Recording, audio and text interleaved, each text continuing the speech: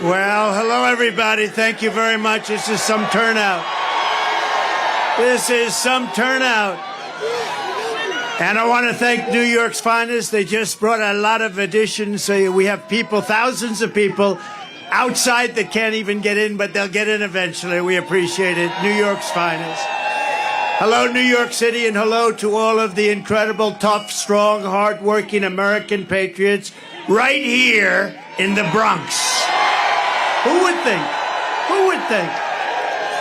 I'm thrilled to be back in the city I grew up in, the city I spent my life in, the city I helped build, and the city that we all love, New York City. And I'm here tonight to declare that we are going to turn New York City around, and we are going to turn it around very, very quickly. We're going to bring safety back to our streets. We're going to bring success back to our schools. We're going to bring prosperity back to every neighborhood and every borough of the greatest city in our land. We're going to reduce taxes. We're going to bring businesses and big taxpayers back to New York. Gotta bring them back. Gotta bring them back. And we're going to make New York bigger, better, and more beautiful than ever before. And that includes right here in the Bronx. And it's going to be done and funded starting on January 20th, directly from our great and beautiful White House. Is that okay? For my whole life, I always thought that this city is a monumental testament to the power of the American spirit and the American dream. When New York started as a small, rugged Dutch trading post near the tip of Manhattan in 1624, what you see around you is nothing more than wilderness and marsh. But by the muscle and backbone and genius of the people of New York, we built the city into the towering forest of iron, aluminum, concrete, and steel. We made this city and state into the capital of global commerce. We turned our hometown into the bustling center of a confident, glamorous American culture, and we inspired the entire world. We inspired the world.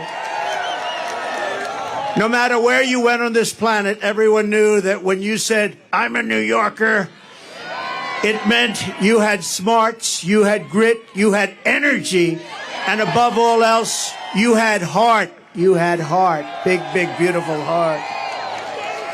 Everybody wanted to be here. New York was where you came to make it big. You want to make it big, you had to be in New York.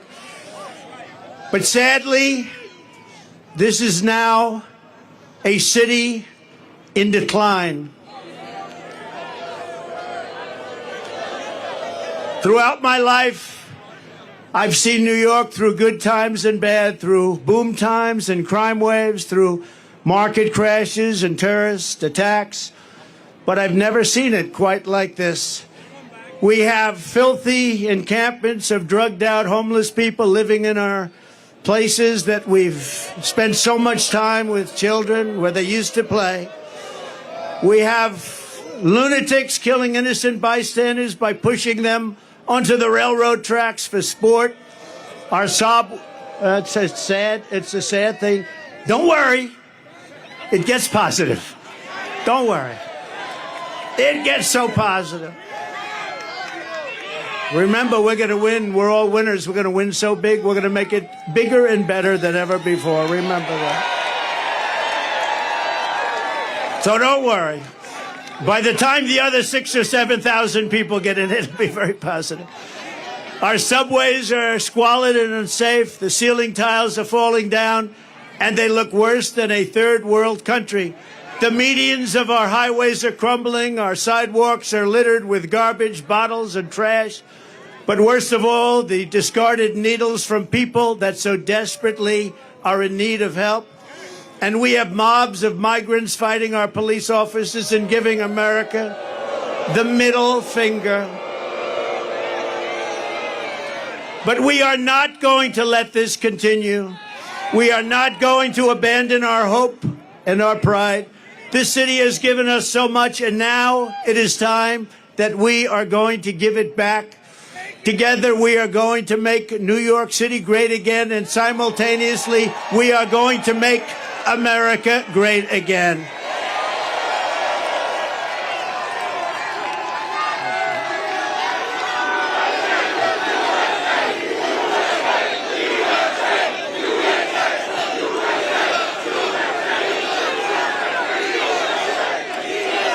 Thank you. I have come tonight to talk about solving problems. The simple fact is Joe Biden is not getting the job done for the Bronx. He's not getting the job done for New York, and he's not getting the job done for America. He is incompetent, ladies and gentlemen. He is grossly incompetent. I will get the job done as I did for 4 years, and I will get it done fast. And remember this, if a New Yorker can't save this country, no one can. No one can. Get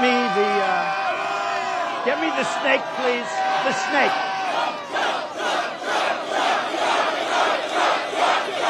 Thank you, everybody. What a crowd. This is something. You know, we wanted to keep it small because who knew? This is like a love fest. Love fest. It's a love fest. We love you. Thank you, darling.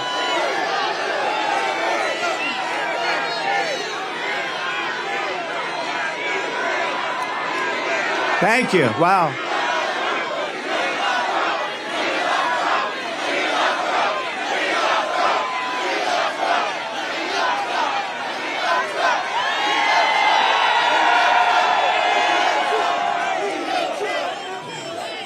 Who said we're not going to win New York? We're going to win New York so much. You know, if we win New York, we win the whole thing. Wouldn't it be nice? Wouldn't it be nice? We'll take back our country and we'll do a job like nobody's ever done before.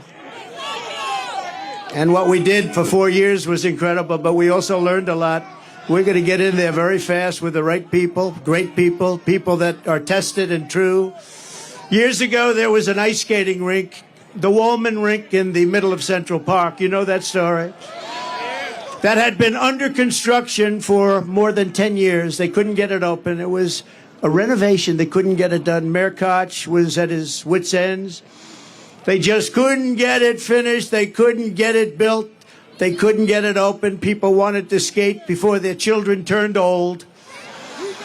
Almost $20 million was spent over a long period of time. It was an embarrassment to the city.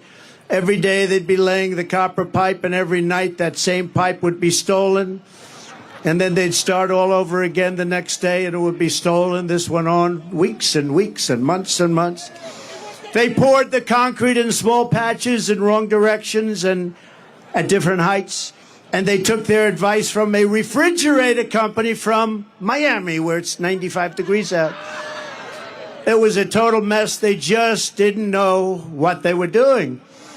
And I saw this, and I wanted my children to be able to ice skate before. They didn't care about ice skating. I looked down on the rink, and I said, what is going on? Years and years. So I volunteered, and I took over the project and did a good job. And when I took it over, I said that if it cost more than $2 million, I would pay for it, the entire amount. But it cost far less. The first thing I did was call the Montreal Canadiens hockey team in Canada, right? Isn't that better than a refrigerator company from Miami? They didn't know what we were talking about. But the Montreal Canadiens knew, and they were really nice. I'll never forget how nice they were. And they told me that you don't want to use copper tubing and gas because the gas is very delicate and it leaks. It's very fragile. It just doesn't work. You want to use rubber hose. I said, I like that. That's a lot cheaper. Water and salt. The salt makes it so the water doesn't freeze. It's called brine. And you're going to put that under the concrete. You're going to pour the concrete over the top. It's going to be great. It's going to work. Not going to leak. It's cheaper, faster, and it works all the time. And when we opened, there were no leaks. There were no problems whatsoever. Anyway, I started the project, laid the rubber hose, mixed the water and the salt, beautifully together. I was down there when they were doing it. I said, you got to do it right. And covered the entire rink with concrete in 4, literally, you had to see this scene, concrete trucks operated by the Teamsters. Do we have any Teamsters here? Oh, you got to make sure that O'Brien, he's a good man. He endorses Trump. I think he's going to, actually. But the Teamsters, it stretched all the way. You had trucks stretching all the way from the Woolman Rink, which was, let's say, at 60th Street, all the way back to Harlem. One contiguous pour. It was a day and a half of pouring concrete. One contiguous, a giant surface. As you know, the rink was completed in just 3 months for far less than the $2 million projected. The biggest expense was actually the demolition. That is the demolishing of everything that was built so incorrectly, so badly over a 10-year period. The biggest cost was demolition, taking it all down and starting all over. We opened with a ceremony with all Olympic gold medal winners, including the great Peggy Fleming, Dorothy Hamill, Scott Hamilton, and all of the others. Every one of them was there. It was a beautiful night, beautiful weather. I'll never forget the evening. It was one of the most beautiful. My parents were there. Now they're looking down on us. They say, wow, that's my son. Can you imagine? That's my son. Can you imagine? He's being tried in a court with a crooked judge. Can you believe this? Can you believe it? And highly conflicted judge at that. But everybody was there, and it was really something to behold. It was an incredible experience, and one of the great experiences of my life in New York. We opened it. It's been successful, and successful ever since. What a great, great experience. It was beautiful. And, you know, a lot of it's common sense. You'd like to say the Republican Party is the party of common sense. You don't go to Miami when you want to make ice. You go to Canada when you want to make ice, right? Or you could go right down the road in the Bronx to Ferry Point, right? Everybody know about Ferry Point. It was another disaster, a development where the city had spent over 29 years, almost $300 million trying to develop it into a luxury golf resort, anything. They'll take anything. They were spending money. You know, trucks were going here, dumping, getting filled up, moving it here, dumping, getting filled up with the same stuff. This went on for years, back and forth, the same stuff. They were feather bedding. They were doing lots of bad things. But really, they didn't know how to get it done. They had no idea how much money they were spending. And when asked how much they spent, they said, we just don't know. That's been going on for years, decades. They were unable to do it. And at the time, the mayor, Michael Bloomberg, said, no, it's all right. It's okay. Now, Michael Bloomberg was the mayor, and he called me. He said, I have to get this done before I finish my term. It was very important to him. He was embarrassed by it. Everybody was embarrassed. It was through Mayor Koch. It went through a lot of different mayors. Almost 30 years, remember that. And he said, in all fairness, he said, I want to get this done, and you're the one that can do it. You're the only one that can do it. And I said, and I will do it. I will get it done. And we got it done before he finished his term, which was great. But there were no other bidders to my knowledge. And I took over the project, spending only my money to build it. And I called all of the contractors together. These were tough people. These were tough, hard people. Many of you are probably contractors on that site. Come to that. And I said, look, fellas, you guys have made a fortune on this thing for years and years against the city. It's time we get together and build it. Let's get it built. Let's do it right.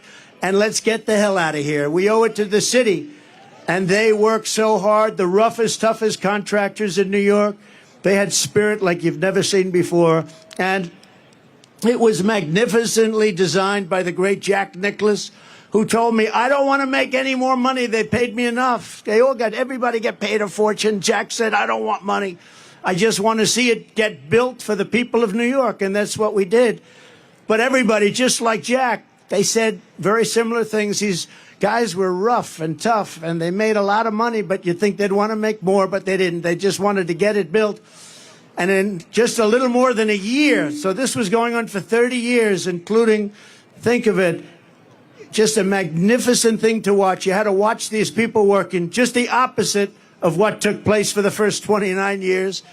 But We had a magnificent world-class golf course that many of you have played now, and it's rated as one of the best public courses in the country.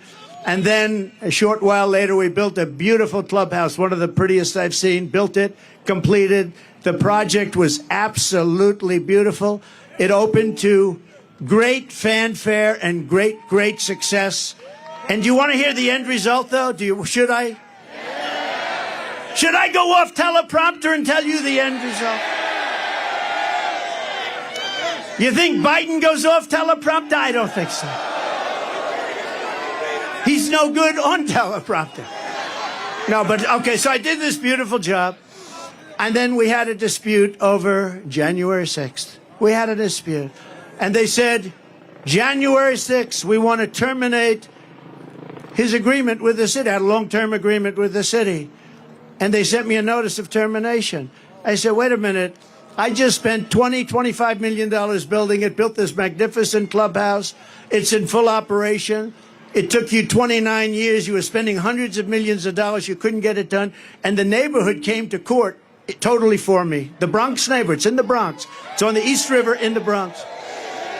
And we went to court. The city sued to break my agreement that they had just made. And I had done such a great job for them. And it was accolades everywhere. Golf Magazine, all of the big magazines were saying, what a great job. They terminated my agreement. And I went to court. And I will tell you, I had a very good experience. We had a Supreme Court justice named Deborah James. And I have to give her credit. I didn't know her, never met her. Deborah James, a African-American woman who came to my defense. We explained it, and the city explained it. They said, we want to terminate it. They had no reason. And we said what we just said. And she looked at them, and she said, in effect, how dare you? This man came in. He put up his own money. He did an incredible job. You were building it for 29 years. How dare you ask for this to be terminated? How unfair is that? Deborah James, a great Supreme Court justice. That's all I can tell you. And we won the case. But it's not easy doing business in New York, I'll tell you.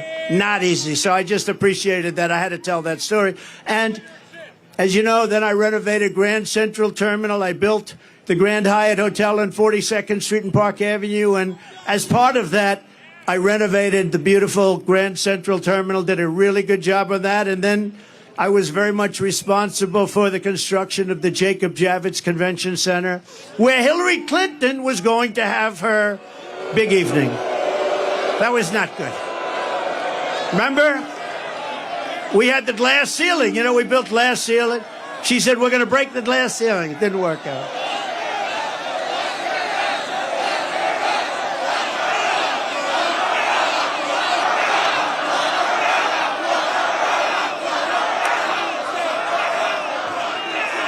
You know, I'll tell you a little secret that I don't think I've ever... I hated the concept. I said we have to get on with our country. We have to win against Russia. We have to win against China, North Korea, all the different countries we're at loggerheads with. But as long as you have a smart president, you're going to win those battles. We're winning all those battles, even with the fake Russia scam, which made it harder. But you hated that. And then you see what they want to do to us, to me, to us. And they come along... and they don't mind because Joe Biden is the worst president in the history of our country, has no sense, doesn't know what he's doing, grossly incompetent, and our country's going to hell, but we're going to turn it around. We're going to turn it around fast. Because above all else, and I say this and I believe this on New Yorkers, you are different. You do know that. You know that when I called for this rally, we said... let's just have a meeting. Don't call it a rally. And so many people showed up. I said, like it or not, this is a rally. This is as far as the eye can see. You have to see the lines outside. They're going for miles. But when we saw it and we saw the love, because I called up this morning, do the people like me or do they hate me? They said, they don't like you, sir. They love you. I said, oh, thank you. So I appreciate it. And I love you, too. But above all else,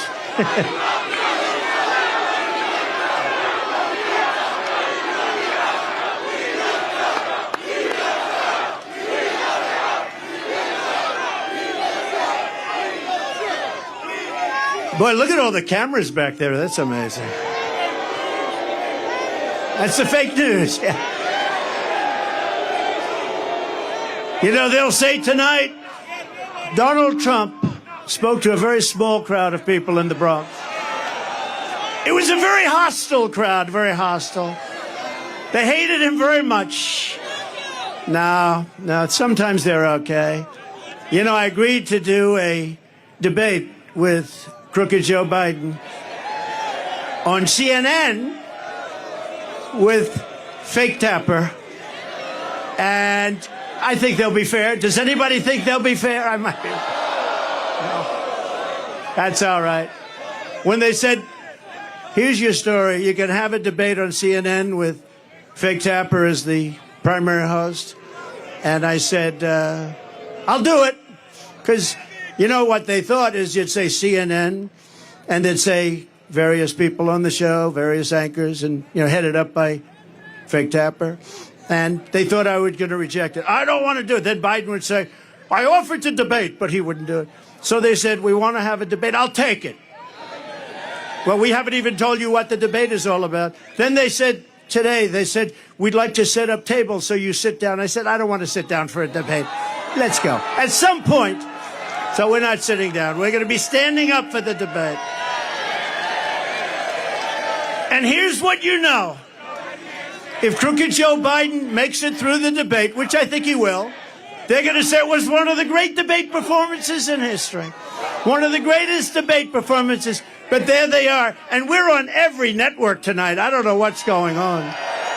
We're on Fox. We're on all of them. So have a lot of fun, but we're on all of them. So they understood. They understood before anyone how big this would be. And you got to see what's back there coming in. Thank you. Thank you.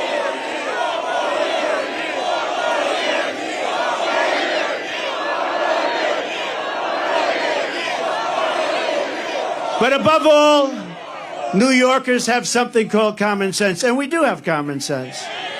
An old-fashioned American common sense is exactly what I intend to bring back to the White House, just like we had for 4 years. You know, we had 4 of the greatest years in the history of our country. We rebuilt the military. We cut taxes. The biggest tax cut in history. The biggest regulation cut in history.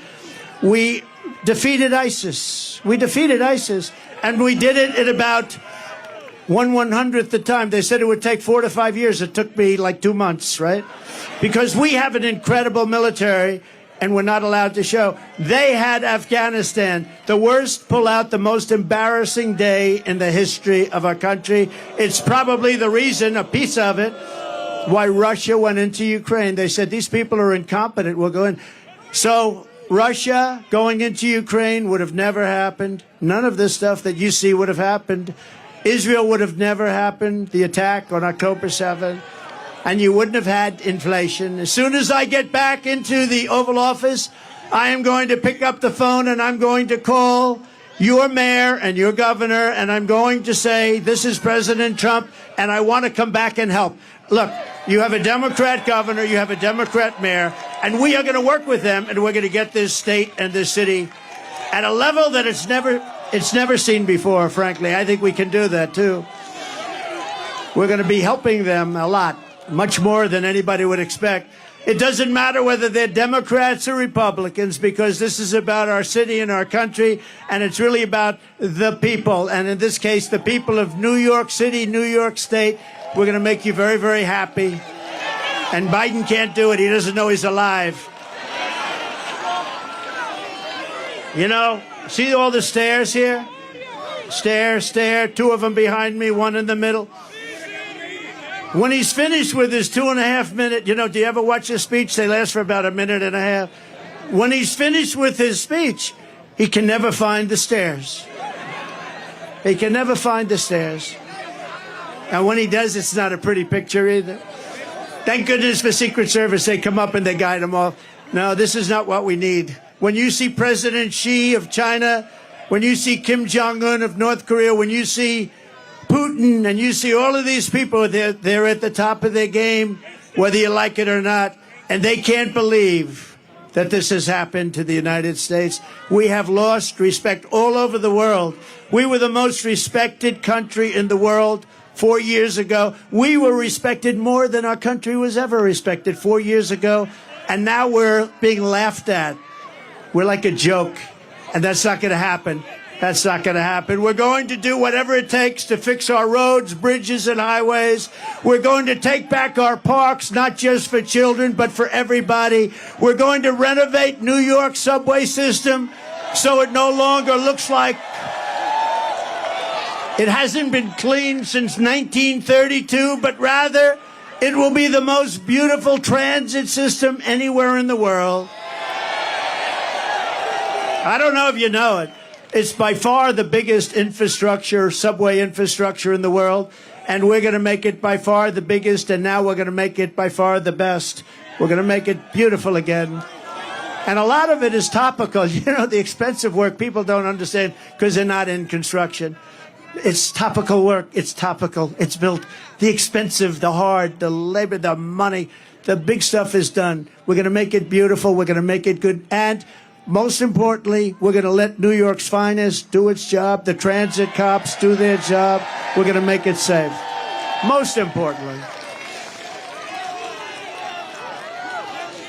And importantly for the people that are before me today, we are going to make life in New York affordable again. It's gotten totally out of control.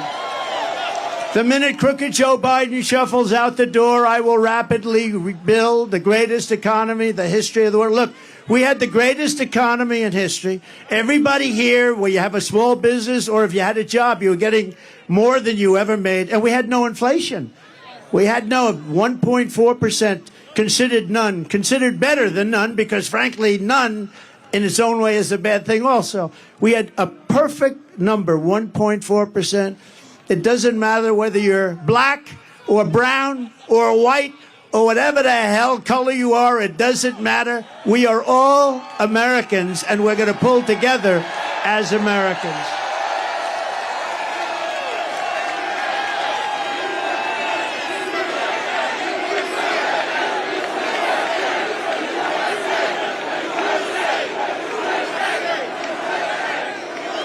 We all want better opportunity. I'm not just going to promise it. I'm going to deliver it, as I did just a short while ago. Think of it. You know, when I went down to Washington, I was only there 17 times. I never stayed over. I didn't know that society. And we had great people. Look at what we did with economic development, with the rebuilding of our military, with the tax cuts, we had great people. But we also had some people that I wouldn't have used if I had my choice. Now I know everybody. I know the smart ones. I know the dumb ones. I know the killers. I know the weak ones. I know them all. And you're going to see. But everyone was better off. We had the greatest economy in history. Everybody was better off under a man named President Donald J. Trump. Have you ever heard of him? Have you heard of him? We had gasoline down to $1.87 a gallon, and actually times when it was much lower than that. We had a record low poverty rate for black Americans and Hispanic Americans. We had the best poverty rate in terms of the positive number ever in our history for black Americans and Hispanic Americans. We lifted 6.6 million people out of poverty. Nothing like that has ever happened in our country. And the real middle class income rose over $6,000 a year. Think of that. Under Biden, it's a disaster. Real middle-class income has fallen over $2,000 a year. That's a lot. That's a difference of $8,000. Real earnings for African Americans are down 5.6%. African Americans are getting slaughtered. Hispanic Americans are getting slaughtered. And these millions and millions of people that are coming into our country, the biggest impact and the biggest negative impact is against our black population and our Hispanic population, who are losing their jobs, losing their housing, losing everything they can lose. They're the ones that are affected most by what's happening. Not only the fact that you've lost the use of your schools, your parks, and your hospitals. Joe Biden's inflation. Do they have that? Do they have it?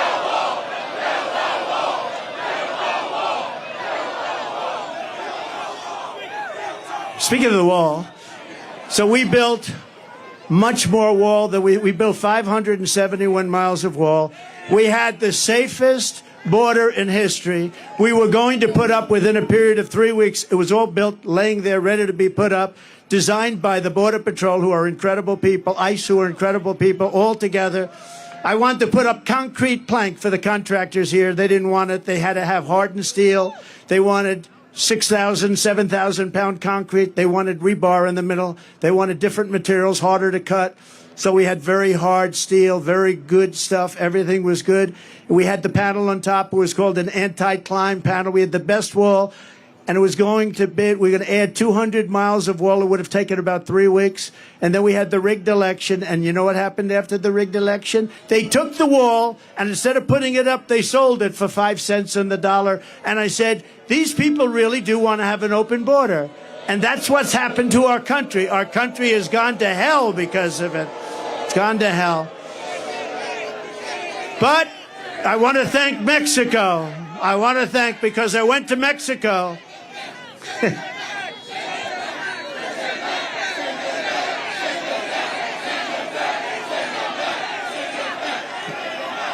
We really have no choice. He said, send him back. There's a chance, send him back.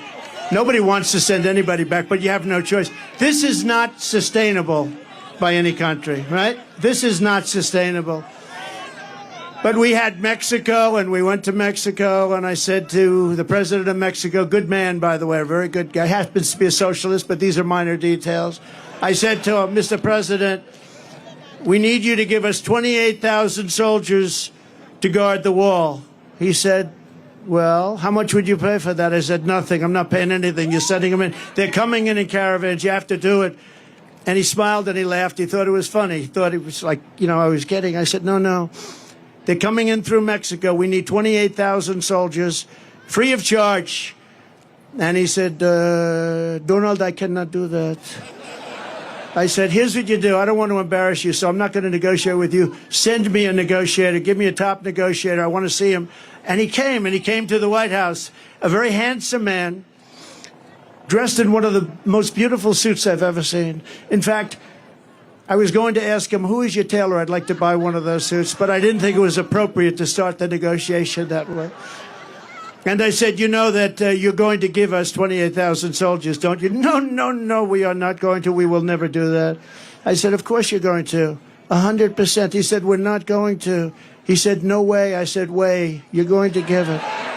He said, 100%. And you're also going to have a new policy. It's called Remain in Mexico. Nobody can come into our country until they're free. And then you're going to have catch and release into Mexico. You know, we have catch and release into our country. Even if they're criminals, we catch them, we check them, we see they're a criminal, we release them, we say, come back 5 years later, you'll have a court case. Nobody ever comes back. So I said to the State Department, and a wonderful woman, but a bad negotiator, I said to the State Department, give me a top 10, give me a top 10 list. Give me a top 10 things. I said to ICE and Border Patrol, give me a top 10. They gave me a top 10 list. And a lot of it had to do with all of the horrible disease that pours through. People that have highly contagious diseases are coming into our country at levels that we've never seen before. So many other things. And they gave me a top 10 list, but they laughed. They said, sir, they'll never do. We've been trying to get this stuff for 25 years. I said, if I were a betting man, I would bet you any amount of money. You'll have it very quickly. So this man comes in. I said, we want a policy, remain in Mexico, Tijuana. Hundreds of probably the fastest growing city in the world for a period of a year. That place was loaded up with people. They weren't allowed into our country. And we had already built a lot of the wall, a tremendous amount, 571 miles. Without that, we couldn't have ever done this. And he said that we're not going to do it, sir. I said, you are going to do it. He said, we're not. I said, here's the story. I'm not going to mess around with you. I have to go. I have a very important meeting, much more important than this. I said, here's the story. You're either going to do it. It's Friday evening. Or on Monday morning at 7 o'clock in the morning, we are going to put a 25% tariff on everything that Mexico sends into our country. And then 1 month later, if you don't do it, we're going to put a 50%. Then we're going to go 75. And because I'm a nice person, we're going to stop at a 100% tariff.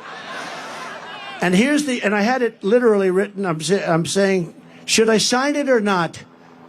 Am I going to waste the ink or not? Because I'll sign it right now. On Monday morning at 7 o'clock, you're going to pay up to $100 tariff.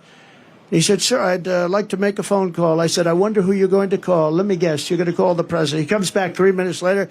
Sir, it would be our great honor to give you 28,000 soldiers free of charge. It would be our great honor to have a policy of remain in Mexico. Anyway, we got all 10 things. It took about like 10 minutes. It was not. And now the other day, did you see? Mexico said to crooked Joe Biden, we want $20 billion a year just for the privilege of negotiating with you. We want you to pay us. Did you see that? It was a little article. You hardly. There's a slight difference, would you say? He would have never asked that. He would have never asked it. So he said they want 20 billion. 20 billion, not 20 million's a lot. They want 20 with a B, $20 billion a year, just for the privilege of negotiating with Mexico. And you would never get the things that they gave up, remain in Mexico. They gave up catch and release in Mexico. They gave up they gave up everything.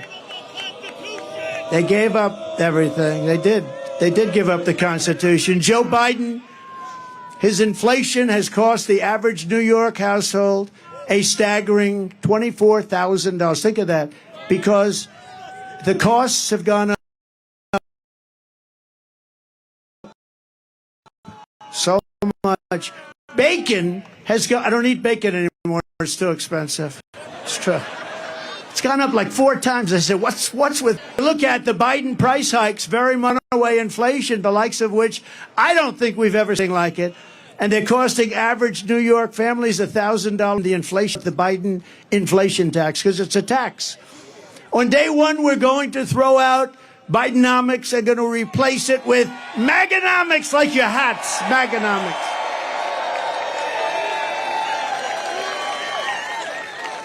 And I will give you lower taxes. We're going to cut it still lower. Remember, when I cut taxes, I gave you the biggest tax cut in the history of our country, bigger than the Reagan tax cuts. And you know what? The following year, we reported massive increases in revenue. So with lower taxes, we actually took in more money because it gave incentive for people to work. Lots of reasons. But I will give you low taxes, low inflation, low interest rates, rising wages, growing incomes, and fair trade for the American worker. And we will make energy affordable again by saying, drill, baby, drill.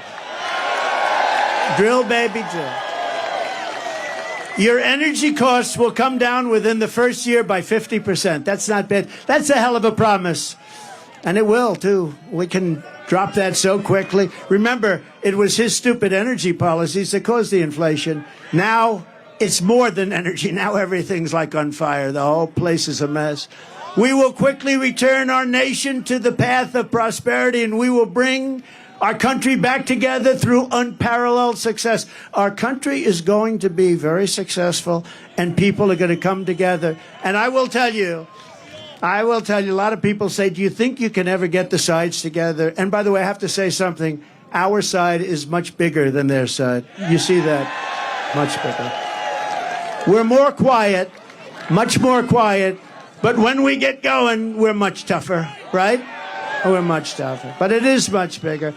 But I saw it. We had the greatest economy in history, and I was getting calls from the other side. I call it the radical left. But left-leaning, to put it mildly, Democrats, can we get together? Because everybody had the best they've ever had. African-American jobs were the best in history. Asian-American, the best in history. Hispanic, the best in history. Women, people with a diploma, people without a diploma, people that went to the great Wharton School of Finance, MIT, Harvard, they were doing better. And the people that didn't have a high school diploma were having the best. Everybody was better. There wasn't one group, not one, that went down. And it was bringing our country together. So it can happen. And when they ask, because I get that question a lot, do you think the sides can ever get together? And I went through the experience, and we can get together. And then we had COVID come in, and we had to fight that battle. And we did a great, I've been recognized as having created a great economy, and great military, defeating ISIS and all the things. We rebuilt the entire military, created Space Force, all those things. We never got the credit, and we had no wars. Thank you, sir. That's very nice. Remember Hillary Clinton used to point at me, he will create wars. No, no. They said his personality will create wars. I said, no, my personality is going to keep us out of wars. And I was right. First president in 78 years that didn't start a war. We had no wars. None of these stupid wars. Such a shame. When you see all the people that died in these horrible wars in the Middle East and everything else, countries didn't want us, dropping bombs all over the place. Spent $9 trillion in the Middle East. We bomb the hell out of the place, then we leave. You know, in the old days, to the victor belong the spoils. We don't do that. We bomb the hell out of everyone, then we come back home. It's so sick. It's so sick and so stupid. These people that led us are so stupid. You want to use that as a last resort. You can solve these problems with a meeting or with a telephone call. You don't have to drop billions of dollars worth of bombs on people's heads. You don't have to. It's called peace through strength. It really is. And there's no reason for it. What they did in the Middle East is so incredible. They bombed the hell out of the place and then they left. But to the victor belong the spoils. We didn't do that. Now, in Iraq years ago, I was a civilian, but I got a lot of publicity for whatever the hell reason. And I said, don't go into Iraq, don't go into Iraq, don't go into Iraq. But if you're going to go in, keep the oil. Well, they went in and they didn't keep the oil. And Iraq now has $350 billion in cash from the oil. And Iran, by us destroying Iraq, the military of Iraq, you know, for years they fought each other, and they were equal sizes, equal everything. They were equal military partners. And for 1,000 years under different names, they would fight, a religious thing. They'd fight, they'd go 5 feet left, 5 feet right, 5 feet left, 5 feet right. Somebody would say they have gas, somebody would say they have nuclear, then they'd rest for a few years, and they'd fight again. But we blew the hell out of one side, Iraq. So now Iraq is a subsidiary, essentially, of Iran. Congratulations for the geniuses that got us into that mess. Because Iran essentially controls, and that was the other thing. When I was president, Iran was broke. They had no money. I said to China, if you buy, they bought a lot of oil.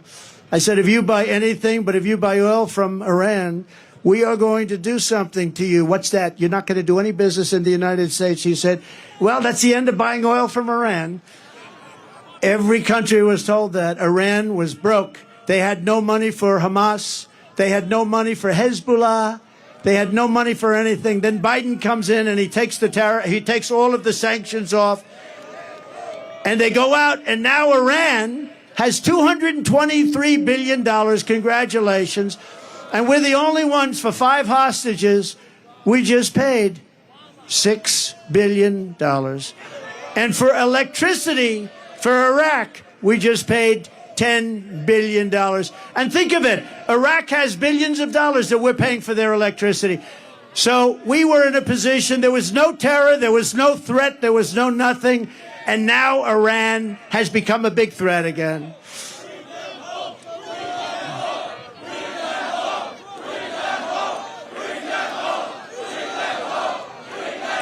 And I tell you, I see a lot of flags from right out of Israel, right? That's right out of Israel. But remember, I said it a month ago, and it's a terrible thing to say, but I believe it. Many of the hostages that you're waiting for, and everybody's waiting for, those hostages, many of them are dead. Many of them are dead. And it's a horrible thing. It's a horrible thing, but many of those hostages are dead. And that's why when you see these negotiations where Hamas is like not getting back, they're saying, man, we could make a good deal, but these people are no longer alive. When I saw the way they were treated, when I saw they were thrown into the cars and how horribly they were treated, there's no way that those hostages, and some will be alive, but many of those hostages are dead. It's a very serious, horrible thing. It would have never happened if the election weren't rigged. It would have never happened if I were your president. They would have never done it. Because we have so many young people here today, I want to talk about, just for a moment, about success. Do you remember I used to give talks on success before politics? Okay, that's enough. We're going to do it.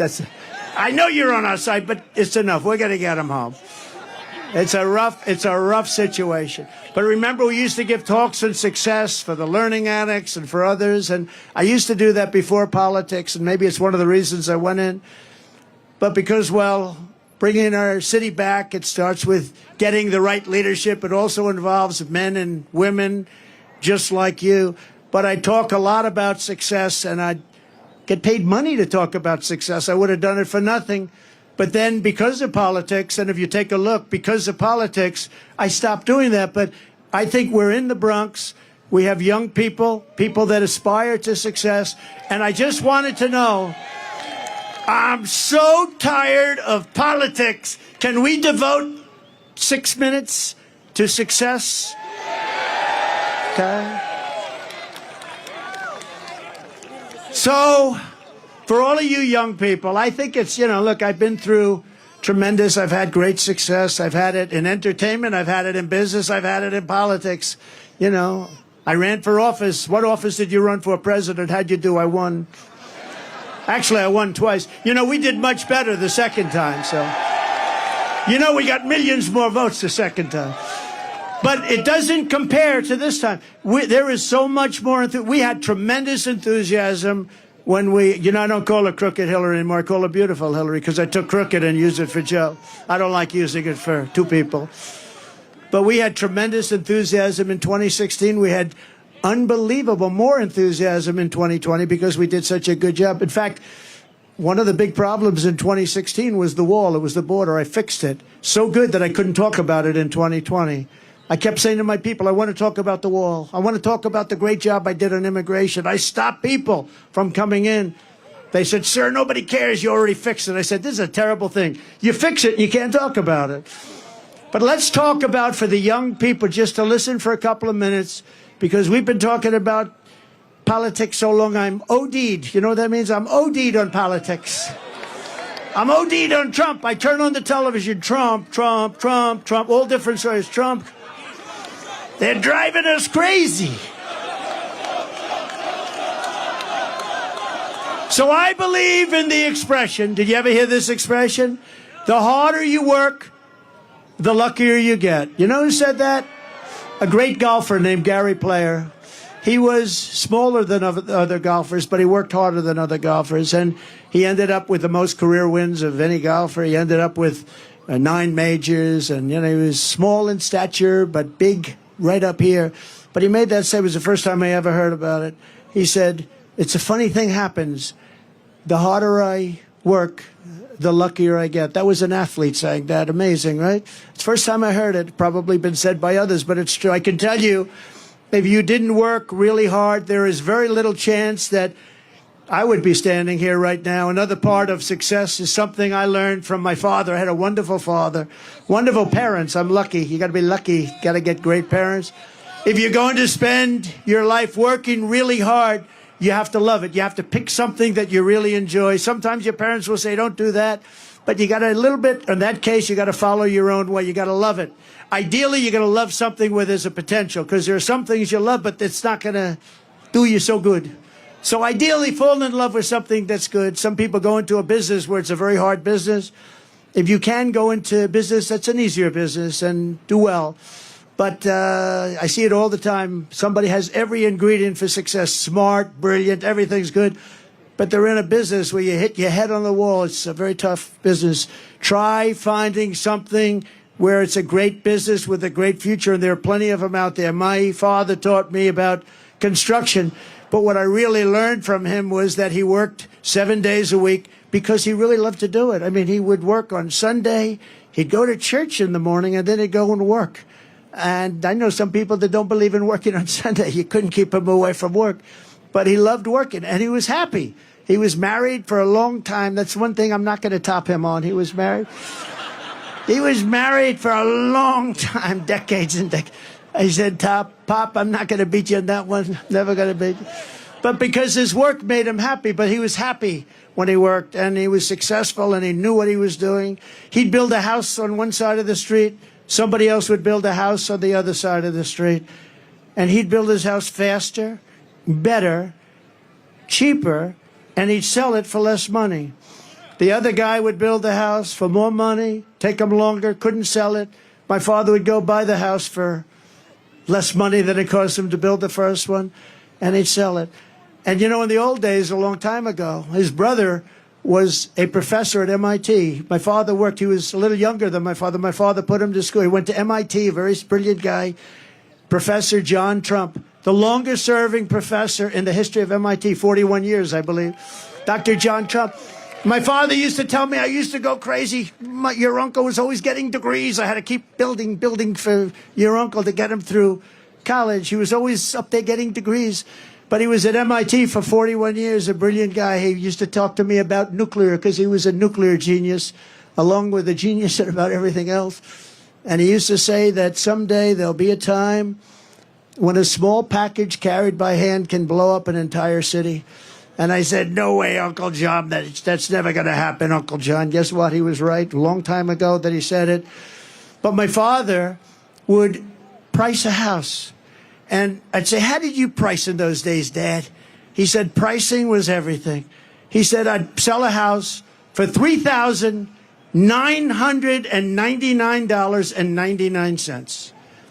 And that one penny made the difference between selling it and not. One penny. If I made it $4,000, I wouldn't sell. But psychologically, $3,999.99. And he sold houses. And guys wouldn't sell them.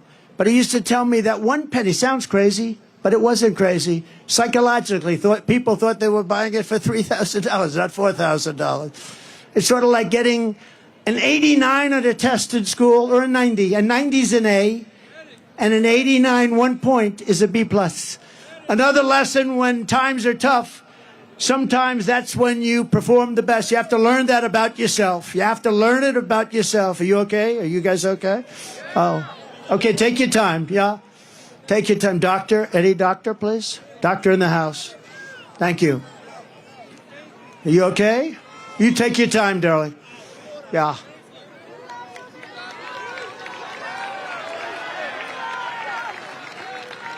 Yeah.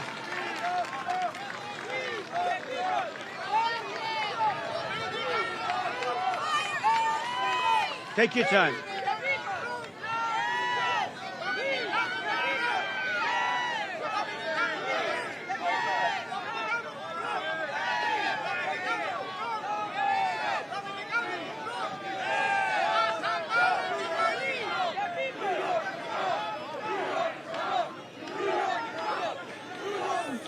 Take your time, Doc. We have time. Some people waited here for 2 days. It's tough. It's tough. Thank you. Plenty of time. That's good.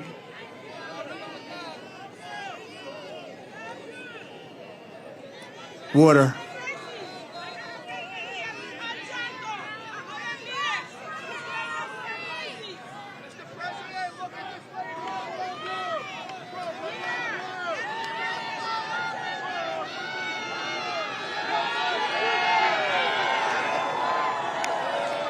She all right?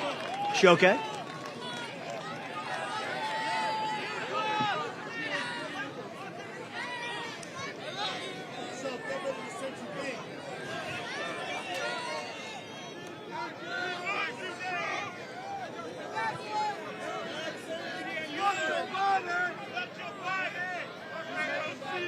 She doing all right? She doing okay? Thank you, Pat. Plenty of time.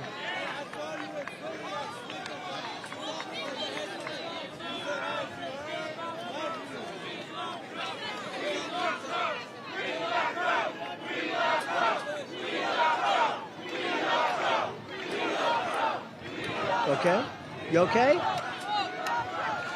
Thank you. Doctor, thank you very much, doctors. We've got a lot of doctors in the house. Thank you very much. Thank you, darling. That's great. That's great. Great job.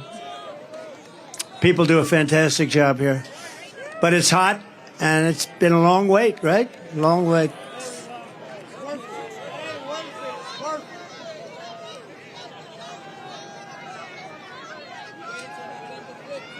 Thank you very much, Doctor. Appreciate it. Thank you. I know she's going to be okay because she's so tough. Some of the greatest days of my business career were in the toughest times, but I enjoyed waking up every single morning and go to battle. A lot of people say to me today, the toughest business people, people that you know about, could I ask you a question? How do you do it? I say, do what? How do you get up in the morning and put your pants on? Why do you put the pants on? I'll explain it to you someday. How do you do it? How do you get up? How do you do it? How can you want to do with what you do? They're after you. They're after you. These horrible human beings are after you all the time. Impeachment hoax number 1, impeachment hoax number 2, lawsuits all up. And they're doing it to injure the political opponent of an incompetent candidate because he can't run fairly and squarely. And I say, you know what I do? I just do it. I put on the blinders. I say, I just do it. We do it. And the other question they ask me is, will it happen again? And we have to make it too big to rig. We got a lot of great people watching. We have to make it too big to rig. But one of the things you need in success is momentum. You need momentum. You got to have, and when you have that momentum going, there's nothing that can stop you. And I tell the story of Bill Levitt. Bill Levitt was a great real estate man, great. Levitt towns all over the country. One of the most successful real estate people at a certain age ever. And he built these massive towns that were, you know, there was nothing like him at the time. And very successful. And he was offered a lot of money to sell to a big public company. And he decided to take it. He was a young man. He was in his 40s. And he said, darling, I'm going to take it. Told his wife, I want to take the money. And for 20 years, he went out, he bought a yacht. He lived a beautiful life. He lived in the south of France. But he got bored. And 21, 22 years later, he said, I want to make a comeback. I can't stand this life anymore. I want to make a comeback. And he went to the company that he sold to, a big public company that did very poorly. They had no idea what they were doing. You know, he used to, by the way, he used to pick up every nail, every piece of wood, he used to sell the sawdust, everything. He would say every penny was a major event. And now you had this big public company. They didn't know what the hell they were doing. So he went back and he made him an offer. They didn't want to sell, and he paid a little more. And he ended up buying it for an okay price. And he was so happy. He said, now I can go back to work. And he went back, and everything he touched turned bad. The market turned on him. The jobs turned on him. He was no longer able to get zoning. He was spending a fortune. He had just purchased it for a lot of money. And he ended up going bankrupt. He was bankrupt. And I was young when I met him. And I was at the party of a very big person, big public company person. And Bill Levitt was there. And I was in the real estate business, so I knew who he was. And you probably indirectly know who. And everybody was shunning him a little bit. Nobody cared about him anymore. But I did. And I went over to him and I say, hi, Mr. Levitt, I'm Donald Trump. I know it. I was doing great. I was sort of like a hot guy. I was hot as a pistol. I think I was hotter than I am now, and I became president, okay? I don't know. I said to somebody, was I hotter before or hotter now? I don't know. Who the hell knows? Who the hell knows? Who the hell cares, right? But he knew who I was, and I went up, I said, so, are you okay? And he said, I'm not really okay. I made a mistake that I'll never forget. And he was, by this time, a pretty old guy. And he was sitting in the corner of this magnificent Fifth Avenue apartment where there were 25 very successful people. But I wanted to talk to him. I wanted to find out what happened because he lost everything. Everybody knew it. It was very public. And I said, what happened exactly? What happened? He said, son, I lost my momentum. I had something going that couldn't be stopped. And I should have just stayed. I lost my momentum. And I've never forgotten the term. If you lose your momentum, you got to figure it out. But Bill Levitt lost his momentum, and he died penniless. And he was the biggest real estate person on the planet. And I've never forgotten that story. And it was a sad story. He was a good man, too. I thought he was a good man, but did an unbelievable job. Today, you have Levitt towns all over the country, and pretty amazing. But you have to always keep moving forward. And when it's your time, you have to know it's your time. And I said to myself, in terms of politics, I said, you know what? We did so well in number one. We did even better in number two. I said, we got to do it again because we have to do it. Maybe I'm wrong. And I'm not doing it for myself. I'm doing it to make America great again. You know, if I didn't think we won, easily won, I would never do this. Because you know what? In many ways, it's easier. You have a winner, you have a loser. It's okay. I won once. It was a big upset, I guess. I don't know why it was an upset. Because I'd go and I'd have 50,000 people at a rally. She'd go and have 200 people. And then they say, why did I win Michigan? Why did I win Pennsylvania? Why did I win all these states that a Republican hadn't won in many years? Why? And by the way, we're up in Pennsylvania. We're up in Michigan. We're up in New Hampshire today. We're up in Florida at numbers that you wouldn't even believe. But I also think it's very important to know what you want. You have to set your sights high. Set your sights so high, higher than you ever thought possible, and make your goals big and go after it. That's why I say we won't just make New York a little better. I say we want to make New York a lot better, better than it ever was before, right? And finally, you have to take pride in your accomplishments. Do not take for granted what you've achieved. Forget it. It's over. It's good for your confidence, but it's over. Go forward. Think to the future, not to the past, but learn from the past. You know, wherever I go, I know that if I could build a skyscraper in Manhattan, I could do anything. It's very tough. Building a 68-story building on Fifth Avenue is hard. With all you have to deal with, I mean, you have unions, you have legal entanglements, property rights, zoning. You're dealing with the smartest and toughest contractors in the world. These are killers. Many of you are here today. Thank you very much. But by comparison, talking to world leaders, I believe, is easier. And I've done them both. Talking to a world leader, if you're smart, you know, you have the United States behind you. Now, the country's not the same, but it'll be better and stronger and bigger in a very short period of time. You know, we have so many different things we could discuss having to do with the Republican Party. But the biggest thing, I think, and I really mean this, and it's happening more and more, and I see it all the time, because really you have to be the party of common sense as opposed to the Democrat Party. It's a party of failure, extremism, and gross incompetence, and that's what it is. And they're going to destroy our country. But our country has faced down much harder challenges before and come back stronger than ever. That's why I so firmly believe that we can quickly make America a great and glorious nation again. When I take office, we are going to restore public safety and the rule of law in New York City.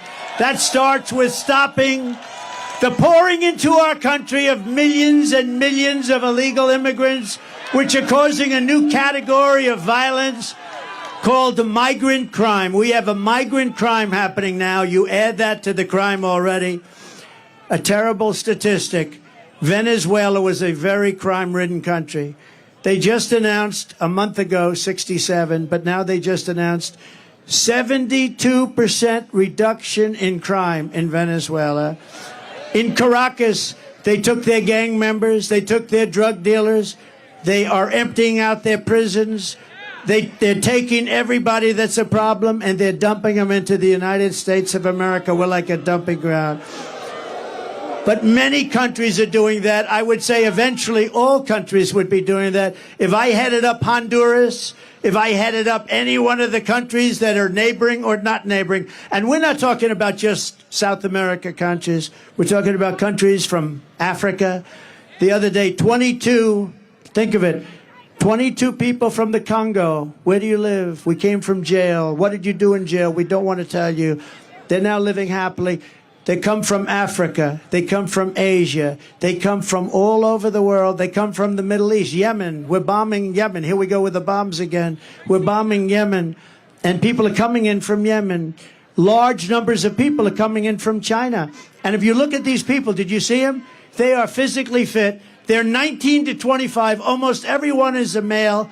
And they look like fighting age. I think they're building an army. They had 29,000 people over the last. I think they're building. They want to get us from within. I think they're building an army. This is not You know, it's interesting. Did you see them? They all have tents. They all have gas-fired stoves. I mean, this is not like an illegal immigrant. They're building something. They have something in mind. We're going to end all of that stuff. They respected your president. They respected our country. And we're not going to we are not going to let these people come in and take our city away from us and take our country away from us. It's not going to happen.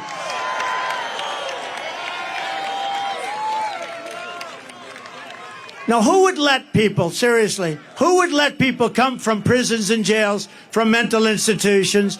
They cannot stay. We will immediately begin the largest criminal deportation operation in our country's history because this situation is sustainable by no country. No country can sustain this.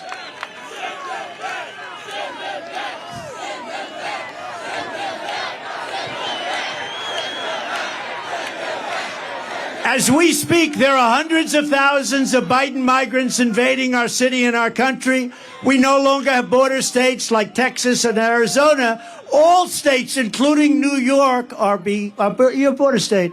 The people are pouring through Texas. They're pouring through Arizona. They're pouring through every state. Every state is now a border state. Every state is now, we're talking about, in my opinion, 16 to 17 million people. And these are not necessarily people that are going to help us as a country. We want to be nice. We want to be respectful. They're coming from so many places we don't have any idea. In many cases, we don't even know what the language. You know, you have languages that people don't even know about. We have languages where there's nobody in our country that speaks these languages. They're coming from places we have no idea what's happening with our country. The flood of migrants is putting crippling burdens on our communities, your schools, hospitals, parks, and public resources. Frankly, we're lucky to get this big park.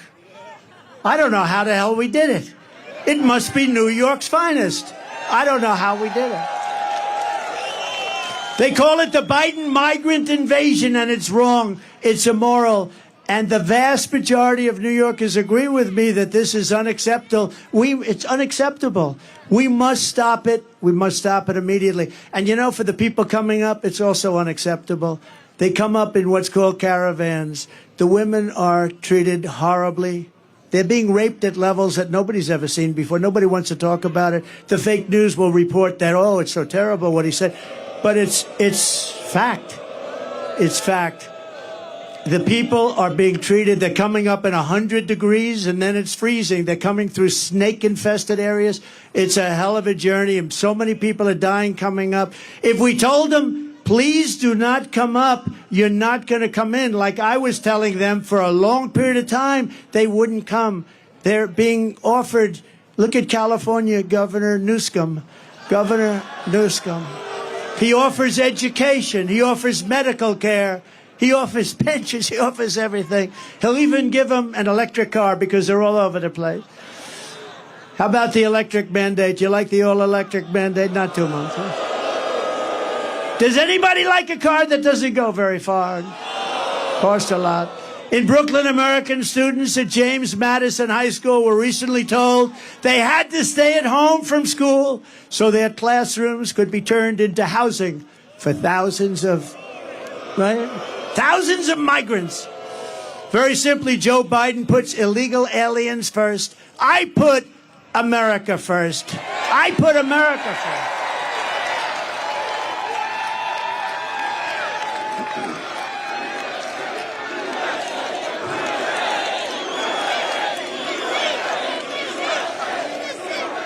Would anybody, now this is up to you, has anybody heard the snake? Would anybody like to hear the snake? Because we can stay here all night, I don't care. Would you like to hear the snake? So it's a metaphor, it's an old song, and it was redone. It didn't have anything to do with snakes or people or illegal immigration, but this has to do with illegal immigration. And I think it's very accurate, actually, and it's very sad. But I'll go and we'll do it, and some of you have heard it, and many of you haven't. But we're going to do it right now for the great people of the Bronx and elsewhere. We love the Bronx. We love the Bronx. Are you ready? On her work, and you know what? You know what this is all about, right? Did you know? You've heard this before? Have you heard it? We got the greatest people here. On her way to work one morning, down the path along the lake, a tender-hearted woman saw a poor half-frozen snake. His pretty colored skin had been all frosted with the dew. Poor thing, he said, I'll take you in, and I'll take care of you. Take me in, O tender woman, take me in for heaven's sake. Take me in, O tender woman, sighed the vicious snake. She wrapped him up all cozy in a comforter of silk and laid him by the fireside with some honey and some milk. She hurried home from work that night, and soon as she arrived, she found the pretty snake she'd taken in had been revived.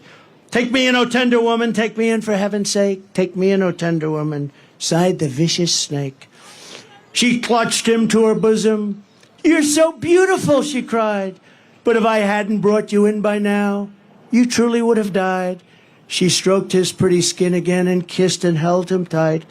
But instead of saying thank you, ma'am, the snake gave her a vicious bite. Take me in, O tender woman, take me in for heaven's sake. Take me in, O tender woman, sighed the vicious snake. I saved you, cried the woman, and you've bitten me, but why? You know your bite is poisonous, and now I'm going to die. Shut up, silly woman, said the reptile with a grin. You knew damn well I was a snake before you took me in. Right? So when we allow people from prisons, when we allow people from insane asylums and mental institutions, which are being emptied out all over the world, you know, their prison populations are going way down. You know why? Because they're being dumped into the United States. When we are allowing terrorists at numbers that we've never seen before, remember the snake. Remember the snake. Because you're going to get bitten like you never got bitten before, and you need a new president, and you have to get rid of this person who is not a smart person, not a respected person, and doesn't have a clue what the hell is happening. So, that's the snake. Did you enjoy the snake? On day one, I will seal the border, and I will stop the invasion of our country. Very sadly, in recent years, we have also seen our city destroyed by bad, radical left, pro-crime policy that virtually everyone, Republican, Democrat, Independent, everyone, you all know it's a disaster. You know the names of these lunatic policies. No cash bail. Somebody kills somebody. Go out. No bail. Don't worry. Go out and kill a couple of more people. Defund our great police. Defund the police. Sanctuary cities. Release violent repeat offenders from jail. Joe Biden supports all of this insanity and much more, but millions of people across New York know it's crazy. There is no way when you watch this guy get off an airplane, he doesn't even have to talk. When he falls out of a helicopter, he's got 3 little stairs. It's not that hard. You got 2 railings. You don't fall out of helicopters. You don't fall upstairs. He falls up. He has more trouble going up than he does coming down. That's a little sick. But you're just not going to vote for him. You're just not. We got to win. If we just win the state, it just puts it right. It's such a big state. It puts it to bed. You're going to have a president and people, but you're going to have a president that understands what we have to do. We have to be nice about it, but we have to do things. And we're going to be done. And the world is going to respect us again. We were never so respected as we were 4 years ago. President Xi of China, Putin, Viktor Orban, did you ever hear of him? Prime Minister of Hungary, very tough guy, known as a strong man. Oh, they hate it when I talk about him because they say he's a strong man. Trump loves strong men. I don't know. I like weak men, actually. I like weak men. I'd much rather have a weak man than a strong man. But he is a strong man. And they asked him, why is it that the whole world is blowing up? He said, one simple reason, Trump is not president in the United States. He said, you put Trump back as president and the whole world is going to get better, because they were afraid of Trump. They couldn't figure Trump out. Trump was a rather difficult person, but he used the word afraid. I don't use it.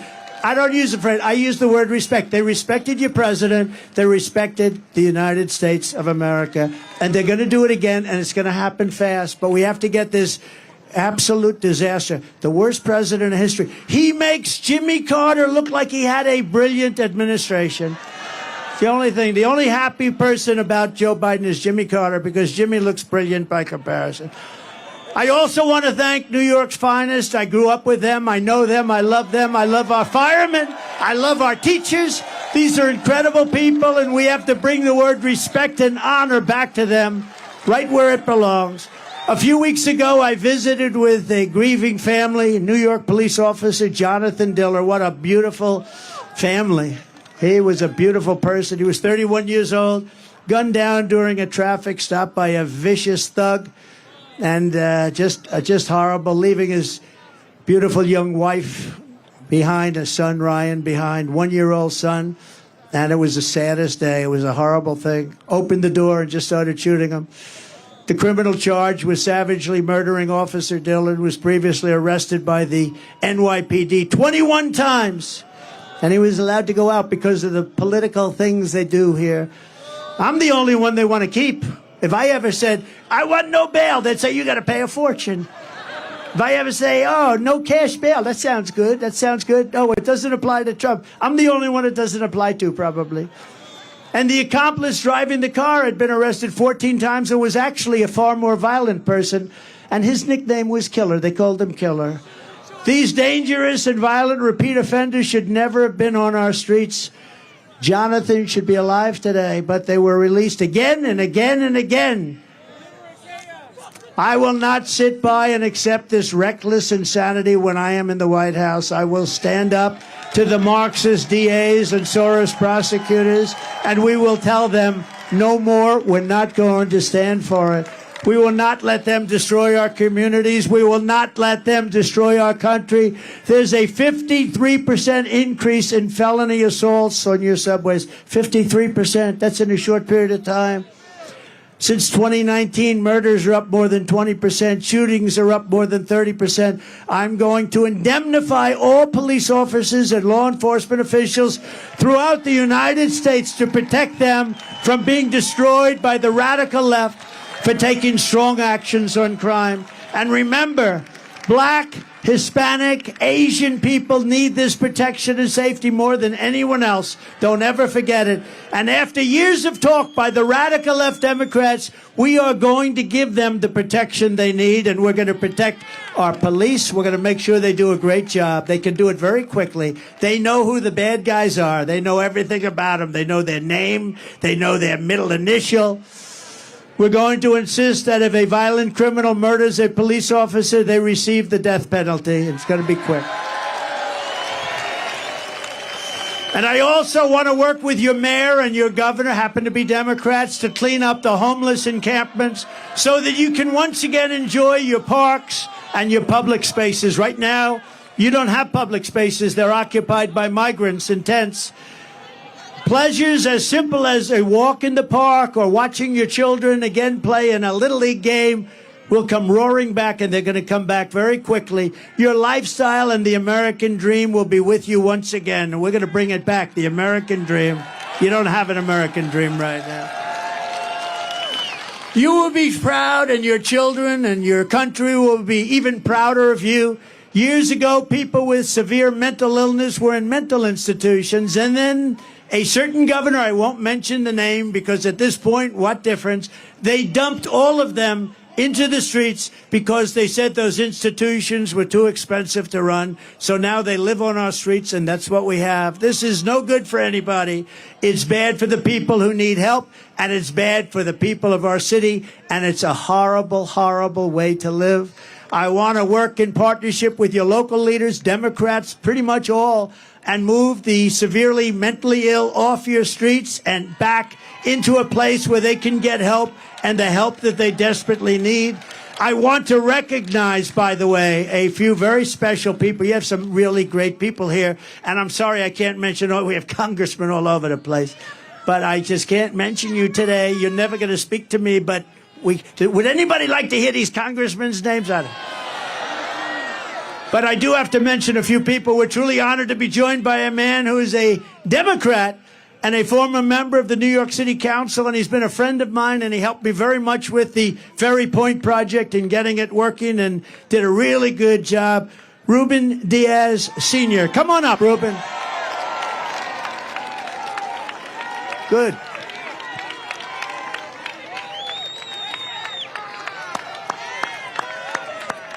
Good. You look beautiful. Please. Thank you.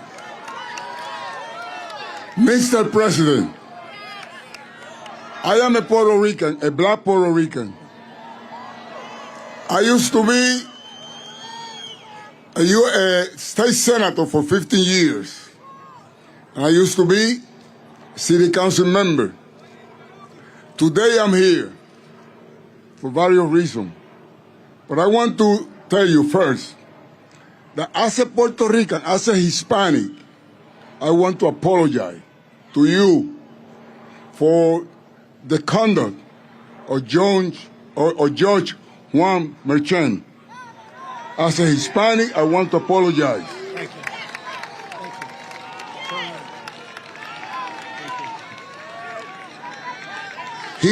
He's been used. He has been used to destroy you. But we know better than that. We know better than that. As a minister, president of the New York Hispanic Clergy Organization, I want to tell AOC,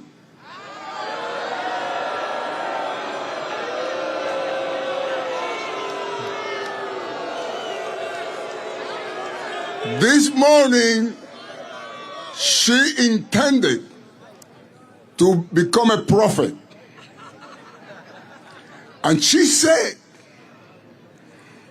even God doesn't want Trump in the Bronx because it's going to rain. Madam Prophet AOC, you have become a false prophet.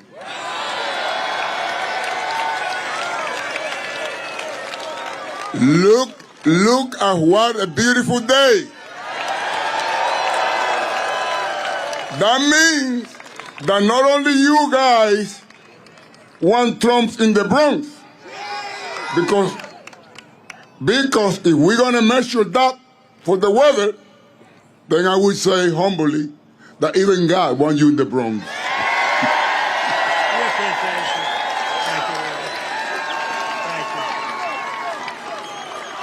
And I want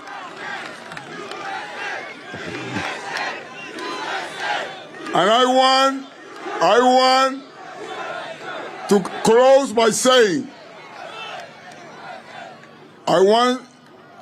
by saying, Mr. President, I want to join you in having the Bronx great again.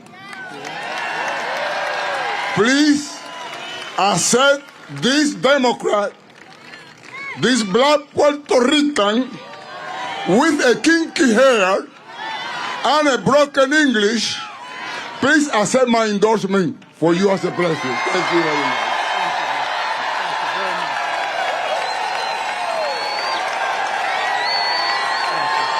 Beautiful job. Thank you.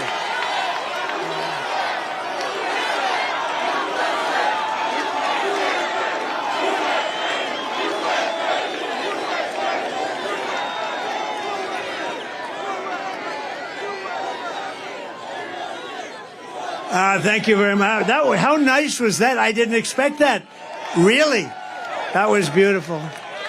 You know, it's always dangerous to do that. You never know what's going to come out. Maybe he'll change his mind coming up, but he doesn't change his mind. That man is a winner. He's a winner and a great man. Thank you very much, Ruben. Also with us is New York native and current U.S. Congressman. He's hot as a pistol. Oh, boy, he has a future. And he's a great friend of mine, Byron Donalds. Come up, please, Byron.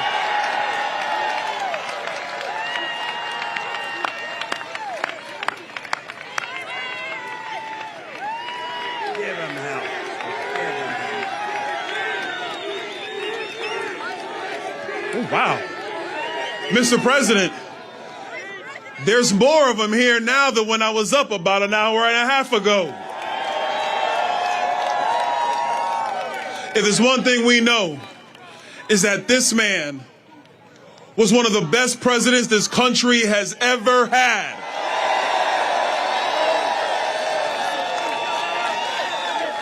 And if there's another thing that we know, is that all of you are going to make him the 47th president of the United States.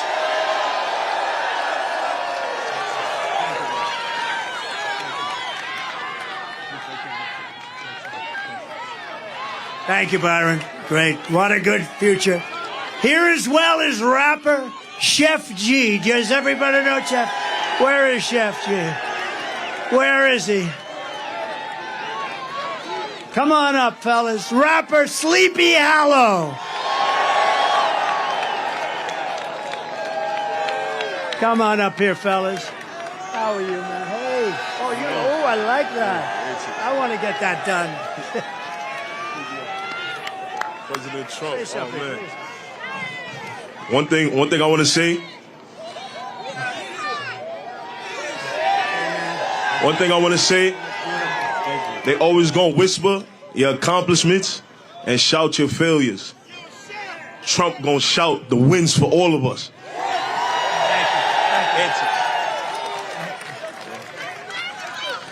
Make America great again. Thank you, fellas. I appreciate it, man. Thank you. Thank you, Bobby. Thank you very much. That's where I like those teeth. I want to find out where you did. I got to get my teeth like that.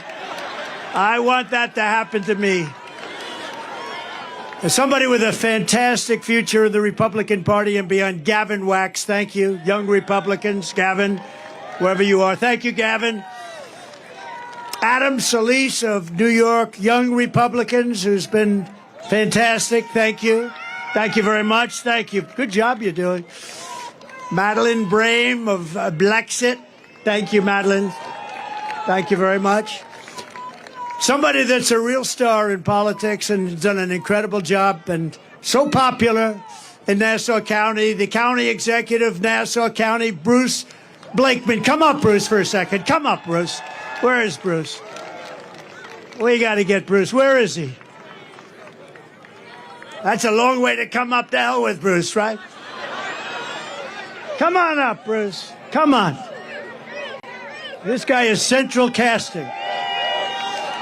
If I'm doing a movie on a politician, this is the guy I have playing. Come on. That's great. Thank you, Mr. President. Thank you very much, Mr. President. Both my parents were World War II veterans. Not many people can say about that. They would be shocked and appalled by what's going on in this foreign invasion from our southern border. Nassau County is not a sanctuary county, and when Donald Trump gets reelected, this will not be a sanctuary country. God bless America.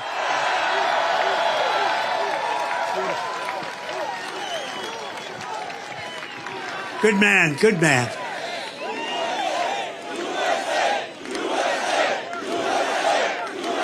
Thank you very much, guys.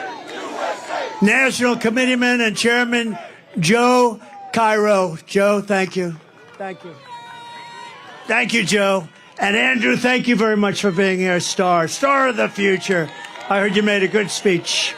Thank you very much. Thank you all. Thank you, everybody. We have so many people out there, but we're going to finish this up. This has been, I didn't know. I woke up, I said, I wonder, will it be hostile or will it be friendly? It was beyond friendly. It was a love fest. From the very first day that we take back the White House, I believe we are going to have the 4 greatest years in the history of our country. We're going to restore peace through strength. We're going to keep radical Islamic terrorists out of our country. We're going to protect our great seniors, and I will never let anyone touch your Medicare or your Social Security. Under the Democrat program, they will be gone. We are going to restore free speech in America. We are going to fight for your right to school choice, something you all want. And I will not allow schools to impose COVID vaccine mandates or mask mandates. We are going to get far-left Marxist lunacy out of our children's classrooms. We're going to keep men out of women's sports. And we will, once and for all, secure our elections. But all of this, saving New York and saving America, starts with telling crooked Joe Biden, the worst president in history, you're fired, like the apprentice. You're fired. Get out. You were terrible. You're destroying our country, Joe. Get out. If you want to help, you must vote. I believe that we can win New York State. We have levels of support that nobody's seen before. I mean, look at this. So register, volunteer, turn out everyone you know. Don't assume it doesn't matter just because you live in a blue city. You live in a blue city, but it's going red very, very quickly. We must work together as a team to win. New York has always been the home of proud patriots like you. You are proud patriots. You love this.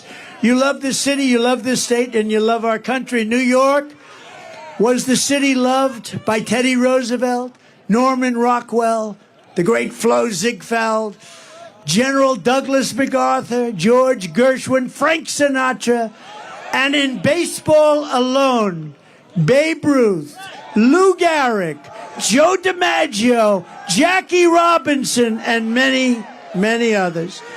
It's a city where workers and skilled craftsmen strode across steel beams 80 stories high to build the great Empire State Building and the Chrysler Building and all of the others.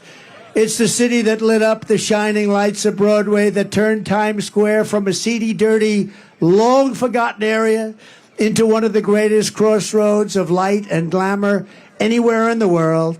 It's the city that produced generations of everyday American heroes who willingly spilled their blood and gave everything they had to make America into the greatest nation in the history of the world.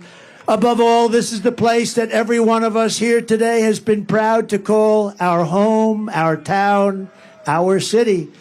And we are the ones who are going to make our city great again. It was hardworking patriots like you who built this city, and it is hardworking patriots, and this is something you can say it, and you can say it 1,000,000 times, and you can emblazon it.